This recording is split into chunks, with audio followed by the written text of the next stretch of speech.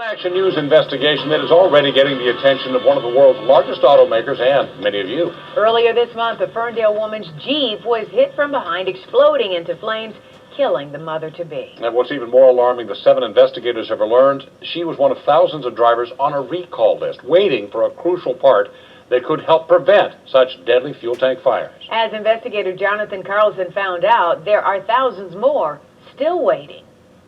Katrina Case relies on her 2006 Jeep Liberty to take her to class. I drive downtown every day. The Wayne State senior commuting from Sterling Heights. The news on November 11th stopped the 21-year-old dead in her tracks.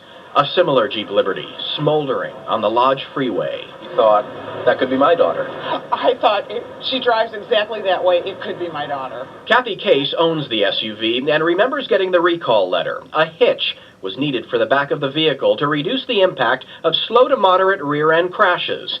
In fact, Chrysler was recalling more than 1.5 million late-model Jeep Liberties and Grand Cherokees.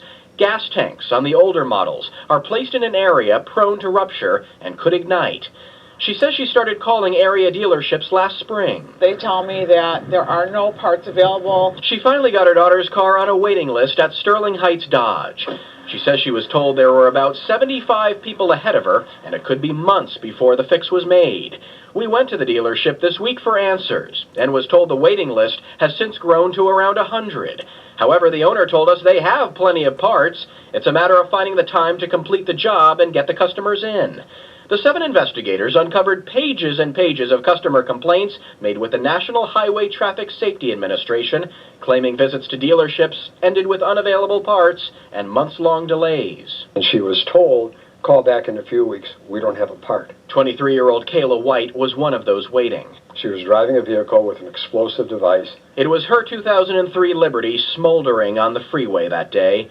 Investigators say the mother-to-be was hit from behind, which caused her Jeep to roll over and burst into flames. Southfield attorney Gerald Thurswell is representing White's family. Whether or not the trailer hitch would have prevented her death is another question. The initial breakdown was the manufacturing of this vehicle in 2002 when they knew that the location of the gas tank behind the rear axle and the height of the gas tank exposed that gas tank to rear-end collisions. The National Highway Traffic Safety Administration linked 51 deaths to what they called a defect in the vehicle's manufacturing. Chrysler disagreed with the agency's analysis and claims there is no defect.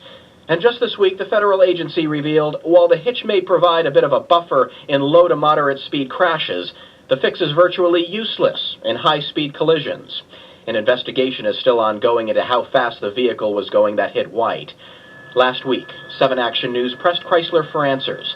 We were told the delay in service at dealerships was not the norm, and there was a surplus in parts available, and dealerships could have parts overnighted if needed. Chrysler may have these parts.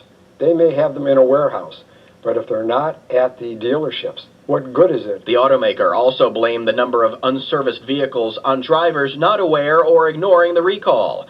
Federal regulators weren't having it. Late last week, the National Highway Traffic Safety Administration sent a letter to Chrysler blasting a, quote, woeful 3% repair rate out of more than 1.5 million affected vehicles.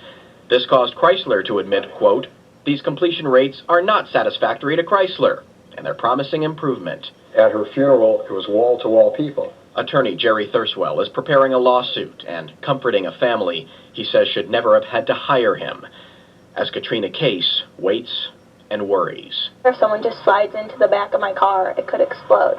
It's just very scary to think about. Imagine being her mom. I'm scared. I can't get the car fixed, and all I really want is a safe car for my family. As part of those steps of improvement, Chrysler says they're increasing the number of recall kits sent to each dealership and vow to improve communication with dealers and customers.